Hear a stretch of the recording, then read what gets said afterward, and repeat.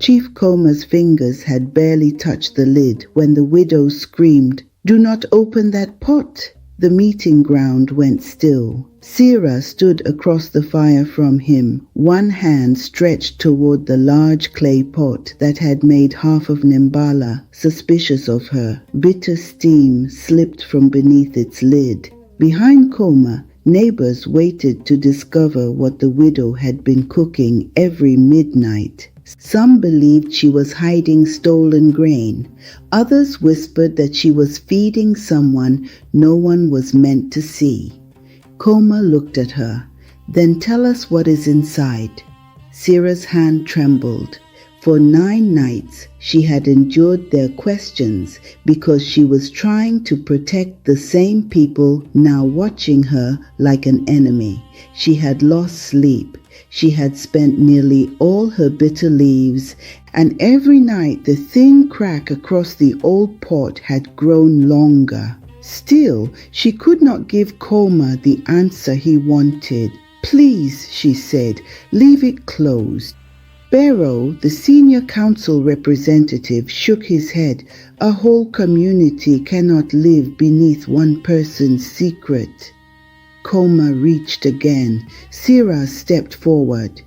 "If you open it," she said quietly, "do not run when it calls your name." Then the pot knocked. Once, someone gasped. Twice, Koma froze. Then came the third knock, not from the lid, not from the side, from deep inside the pot. That was when everyone in Nembala finally became afraid. But 8 nights earlier, when Sira first lit a cooking fire after midnight, nobody had been afraid, only curious. That first night, her neighbor Kina woke to the smell of bitter leaves drifting through the darkness. She stepped outside and found Sira alone beside a low fire, dropping 3 handfuls into the same old clay pot her husband Tavo had once guarded more carefully than grain. Kina rubbed sleep from her eyes. "Sira, who cooks something that bitter when everyone else is asleep?" Sira did not answer. A man passing beyond the compound laughed. "Perhaps the widow is feeding someone she does not want us to see." Inside the covered pot, something knocked once. The wooden spoon slipped from Sira's hand, and before Kina could ask another question, Sira whispered, "Go home, please." For the first time, Kina saw fear on her neighbor's face. Kina did not sleep again. At sunrise, she crossed the narrow path between their compounds. Sira was already outside, sweeping ash from the cooking place. The old pot sat upside down beside the wall, as if nothing had happened. "What did I hear last night?" Sira kept sweeping. "Clay settles when it cools." Kina stared at her. "Clay does not knock from the inside." For a moment, Sira looked ready to speak. Then she said, "You have work to do." That answer did more harm than silence.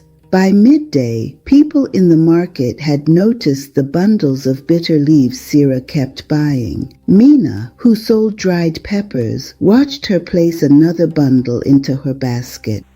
"You bought those yesterday," Sira nodded. "And the day before." Sira tightened her grip on the basket. Mina lowered her voice.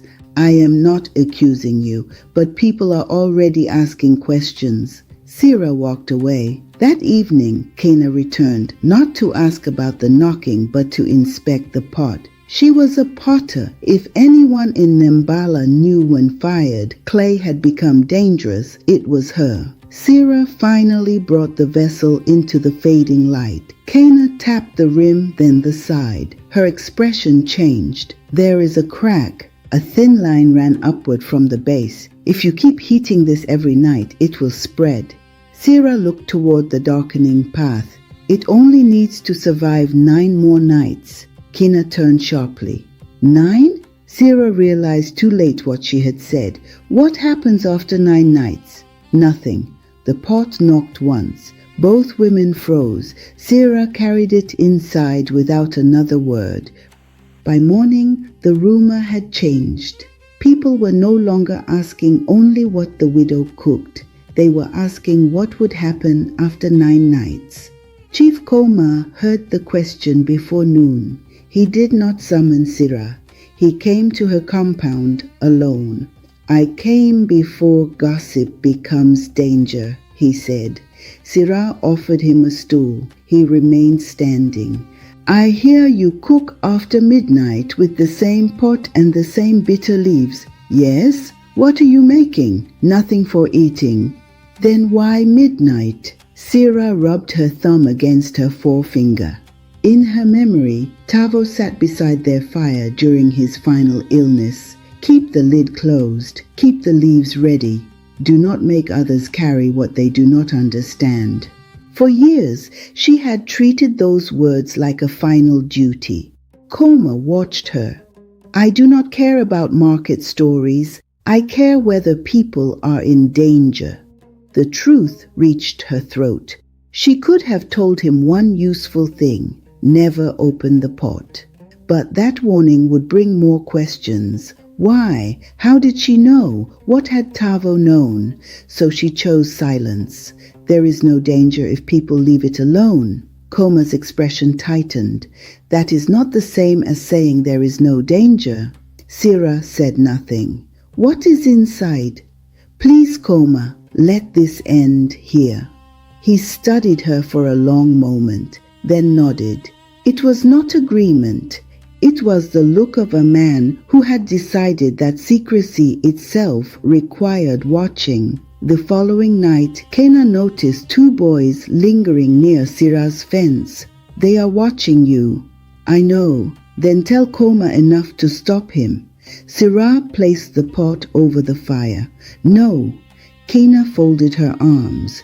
"You keep saying no as if no is protection." Sira dropped bitter leaves into the water. Kena glanced toward the fence.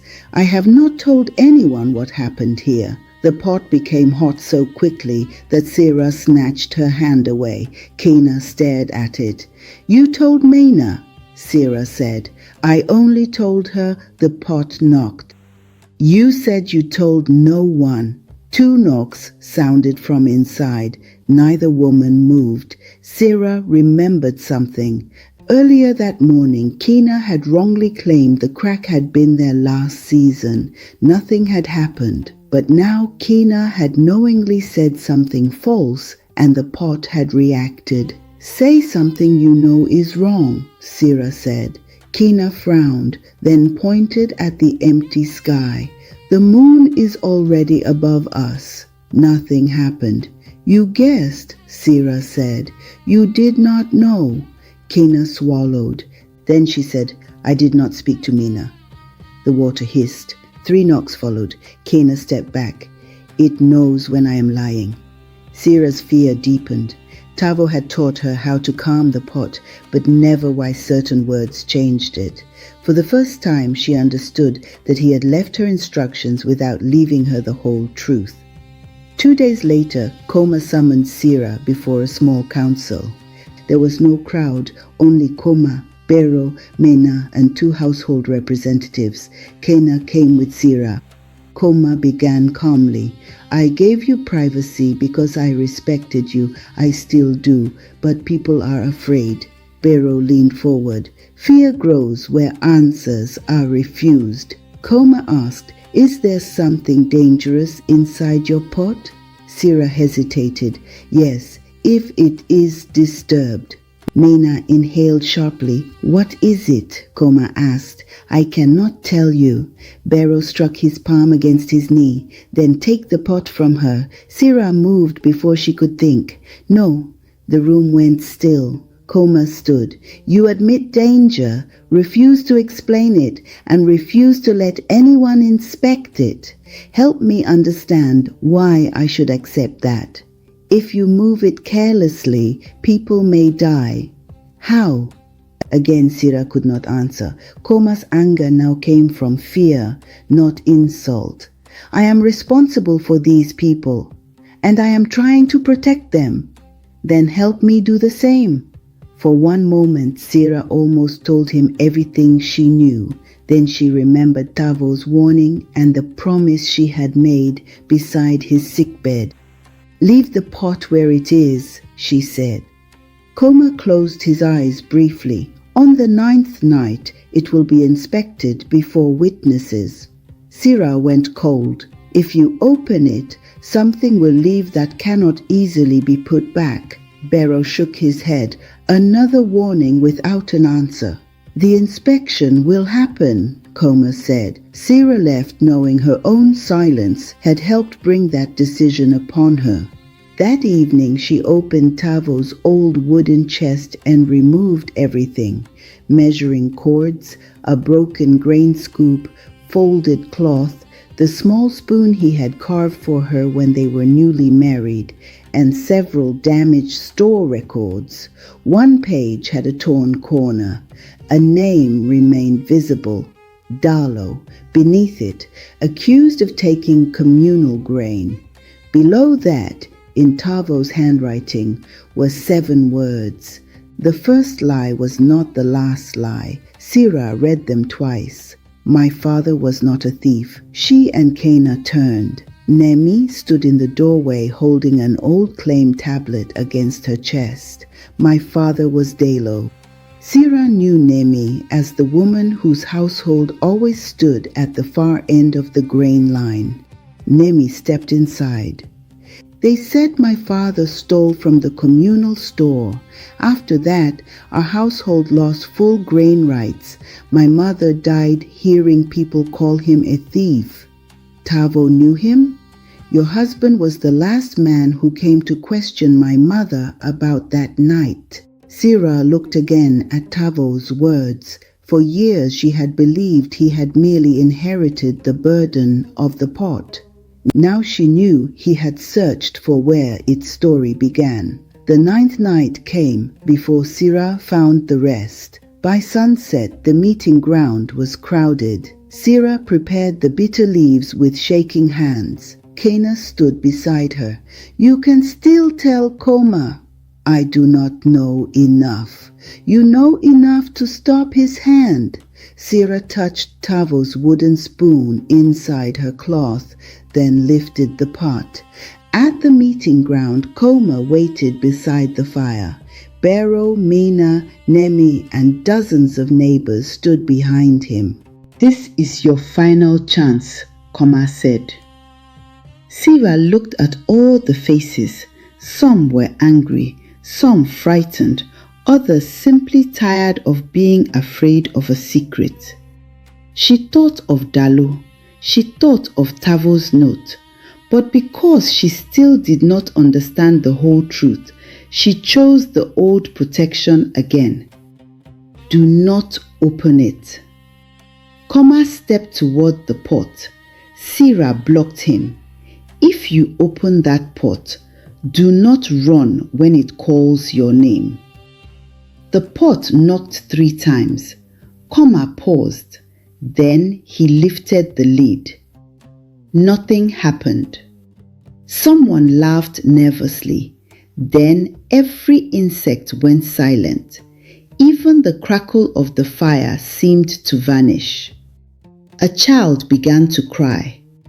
From inside the pot came a man's voice.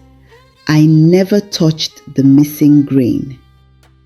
Nemi staggered. "That was my father." The voice repeated itself. Then another voice answered. He confessed before witnesses.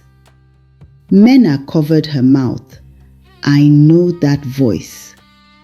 Black steam twisted above the opening, not like smoke following wind, but like something listening. Nemi shouted, "That was a lie." The smoke spilled over the rim. A man near the crowd cried, "I have never lied about Dalu." The dark shape rushed toward him. His own voice came from inside it. "I saw nothing, but I will say I saw him near the store." The man dropped to his knees. People began shouting. Every deliberate denial made the presence louder. Sira threw the remaining bitter leaves into the fire. Steam surged. "Stop speaking," she shouted. The listener pulled back enough for Sira and Kenna to drag the cracked pot into an empty storage hut. Koma followed, his face stripped of pride. "You were telling the truth." Sira looked at him. "Part of it." Nemi, Mena and Bero entered behind them. Sira poured what remained of the bitter mixture around the cracked rim. The listener quieted, but another piece of clay fell from the pot. Kenna touched the fracture. "It will not survive another night." Bero said, "Then we need another vessel." "I do not know if another one will hold it," Sira replied. Koma placed Tavo's damage record beside Dalo's claim tablet. Then we find out why this one was needed at all. The records did not agree. Dalo's claim showed that grain had already been missing before the night he was accused. Tavo's record showed the formal accusation had been written later. "Somebody changed the order of events," Koma said. Bero looked away. Sira noticed his fingers smoothing the front of his robe. "What do you remember?" "Fear." "That is not what I asked." Bero looked toward Nemi. "Your father was not the only man near the store." Nemi stepped closer. "Who else?" "Men from 3 households had taken grain earlier that week." "Why?" "Their children were hungry. They meant to replace it after harvest. And when the loss was discovered," Bero swallowed, "Dalo had no powerful relatives." The pot knocked once. Nemi stared at him. "So they gave people a thief." The council believed one accusation would cause less damage than exposing 3 households. "My father lost his name, his work, and his share of grain." "I know." The pot became hot. Sira turned to Bero. "You are still hiding something." He stepped away from the vessel. "It was not only the old council, was it?"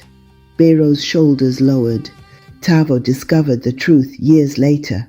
Sira felt cold. "What did he do?"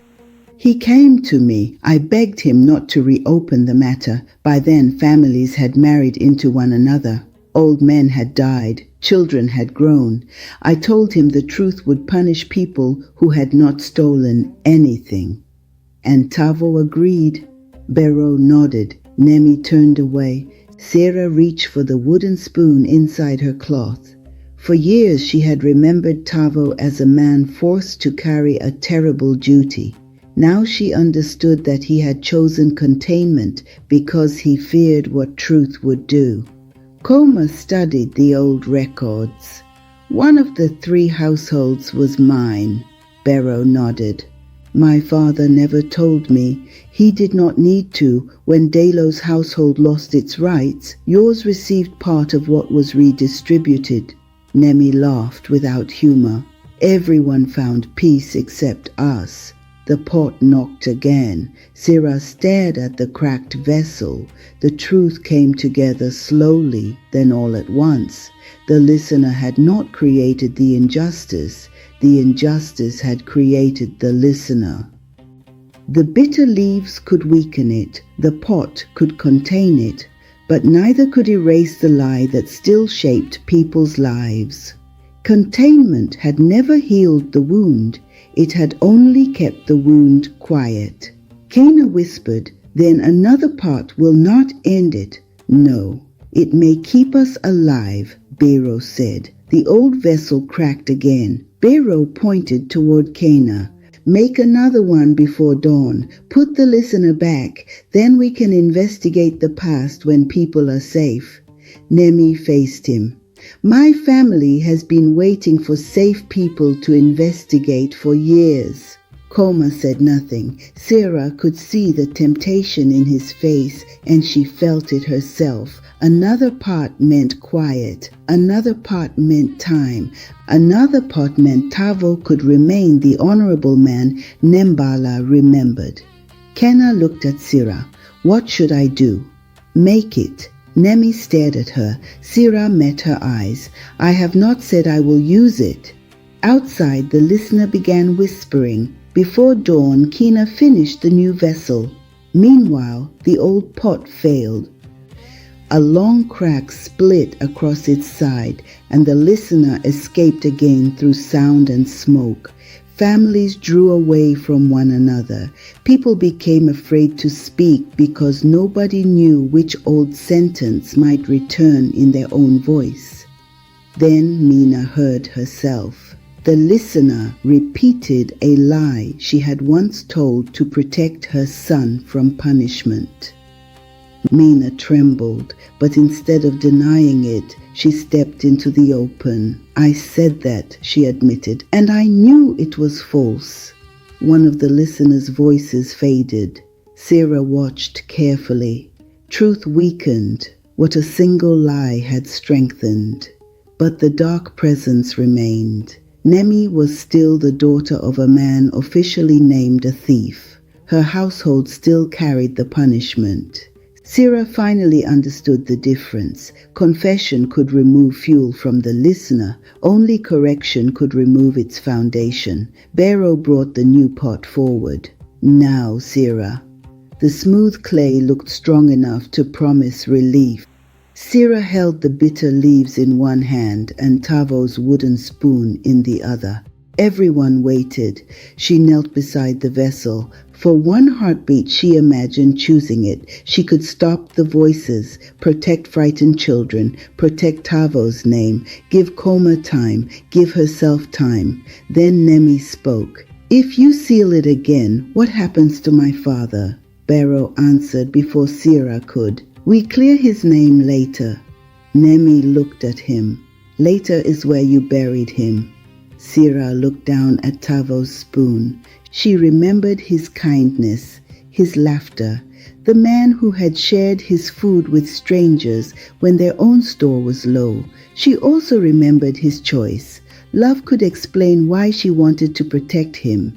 It could not make his silence harmless. Sira placed the wooden spoon on the ground. I will not use the new pot. Barrow stepped toward her. Do not let grief make you foolish.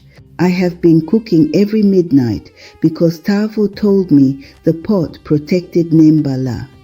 But it did not protect everyone. It protected some people from hearing what others were forced to carry.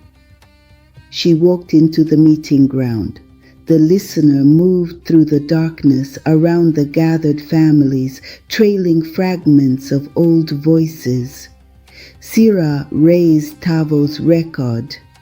Dalo did not steal the grain. The presence shuddered. 3 households took grain during the hunger season because their children were hungry. That explains what they did. It does not excuse what came after. She looked at Barrow. When the loss was discovered, people who knew the truth allowed Dalo to be accused because his household had less power to defend itself. Several older people lowered their eyes. Sira continued. Years later, my husband found enough evidence to know Dalo had been wronged. Her throat tightened. Tavo could have spoken. He chose not to. A murmur spread through the crowd. Sira touched the place where she normally carried his spoon, then remembered it was lying beside the unused pot. He feared that reopening the case would divide families. He chose containment. When he died, I continued what he began because I believed carrying the secret alone was courage. She looked at Nemi. I was wrong. I protected peace for people who were not paying its price. The listener suddenly spoke in Tavo's voice. Leave the old judgment buried. Sira flinched as if struck. For a moment she wanted to reject the voice, to say the listener was tricking them. But the creature could repeat only lies people had knowingly spoken. It could not invent them. Sira closed her eyes. Then she said, "He said it." The voice faded. Mina stepped forward. "Then Dalo's judgment must be reversed." Biro shook his head. "A judgment is not undone simply because we are frightened by voices." "No," Sira said, "it is undone because the evidence was false." Nemi faced Koma. "My father's name was taken. Our grain rights were taken. Our place among these households was taken. If you want the listener gone, do not give me an apology. Correct what still exists." Koma looked at the families gathered before him. Then he planted his staff into the earth. "My household benefited from Dalo's punishment." No one spoke. "I did not make the accusation. I was young when it happened. But I am chief now, and authority cannot inherit benefit while refusing responsibility." He turned to Nemi. "Before these witnesses, I reverse the judgment against Dalo. His name will no longer stand as thief." The listener released a piercing cry. Koma continued over it. "Nemi's household regains full standing and full grain rights. The households that received what was taken from Dalo's family will contribute to restoring the loss." Koma then ordered the surviving grain records brought into the open. Mina and Kina helped compare the measures listed before Dalo's accusation with those recorded afterward. The numbers supported what the voices and broken records had already suggested. Dalo's household had been punished for grain taken before he was ever named. Nemi watched the evidence pass from hand to hand. For the first time, her father's innocence did not depend on somebody choosing to pity her. It stood beside the very records once used to shame him. Sira saw Nemi's shoulders loosen, only slightly, and understood that correction could not restore lost years, but it could stop adding new ones. One voice vanished from the listener, then another. Barrow stared at the shrinking darkness. Sira looked at him. "You still have a choice." His face seemed to age before her. At last he stepped beside Nemi. "I knew Dalo had not been proven guilty," he said. "I told myself one ruined household was better than 3 households fighting. I called that peace because I did not have to live with the punishment." The listener weakened again. Others began speaking, not as one crowd, and not with equal courage. One older woman admitted she had repeated the accusation without knowing whether it was true. A man confessed that his father had warned him never to discuss how the grain was divided afterward. Another person remained silent and walked away. No magic forced them to become good, but the old lie no longer controlled the judgment. The dark presence drew backward toward the broken pot.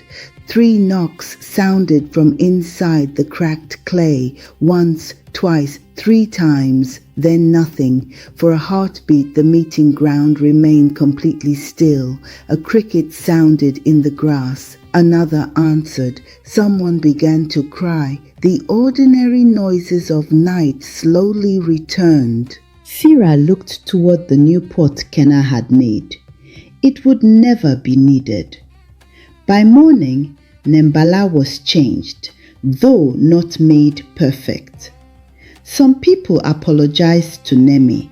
Some were too ashamed to approach her. Others resented reopening a wrong they believed belonged to the dead. Nemi did not offer instant forgiveness. Her father's restored name could not return the years her family had lost. But her household received its standing again, and the grain rights taken from it were restored. Koma stood before the community, and accepted responsibility for opening Sira's pot after she had warned him. Then Sira spoke too. I should have told him enough truth to understand the danger. I thought secrecy was the same as protection. My silence helped bring us to that night. Kenna said nothing. She only placed a hand on Sira's shoulder. Bero surrendered his place in deciding the restoration of Dalo's household. Whether he remained on the council would be decided later by those affected, not by Sira's forgiveness. The cracked pot was not carried to a shrine or declared sacred. Most of it was broken apart and discarded. Sira kept one small piece beside her ordinary cooking place, not because it held power, because it reminded her what happened when people kept containing a wrong instead of correcting it. From then on, serious accusations in Nembala could not be settled merely because the most respected voices agreed. The accused had to be heard.